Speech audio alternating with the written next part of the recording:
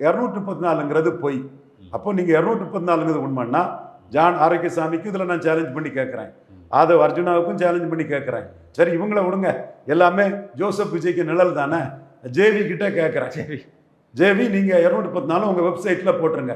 உங்கள் பிறந்த நாள், நீங்கள் தான் பெரிய தலைவராச்ச, நீங்கள் தான் பெரிய அப்பாட்டாக்கராச்ச, உங்களுக்கு 214 இடத்துல உங்களுக்கு அன்னதானம் வழங்கினாங்க, உங்கள் ஆட்கள் அன்னதானம் கொடுத்தாங்கன்னு நீங்கள் உண்மையிலே அது உண்மையாக இருந்தால் உங்கள் வெப்சைட்டில் அதை போடுங்க.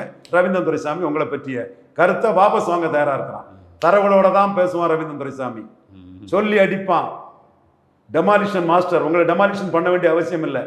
நீங்கள் அந்த அளவுக்கு பெரியவங்களா இருந்தால் தானே டெமாலிஷ் பண்ணணும். நீங்கள் காகித புலி, ஏட்டு சொரக்கா, 35 இடத்துக்குள்ள உண்ணாவிரதம் போட்டுட்டு 214ன்னு பொய்யும் புரட்டும் சொல்லிட்டு தெரிறவங்க. 214 கேண்டிடேட் உங்களுக்கு கிடையாதுன்னு எனக்கு தெரியும். அதைத்தான் அன்னைக்கு நான் சொல்லிட்டு இருந்தேன். அதை இந்தியா டுடே மணி என் சகோதரன் தான் நம்பல, பிரியன் நம்பல, பாண்டே நம்பல, இப்போ சவுக்கு சங்கர் நம்பிட்டாப்புல. அவர் கொஞ்சம் களமும் நெட்வொர்க் களம பார்க்குறாரு. தம்பிக்கு அந்த பாராட்டுகள். அப்போ இன்னைக்கு வந்து உங்களால் 40 தொகுதிக்கு மேலே இல்லைன்னு ஸ்டேட் இன்டெலிஜென்ஸ் சொல்கிறான், ஐபி சென்ட்ரல் ஐபி சொல்கிறான்.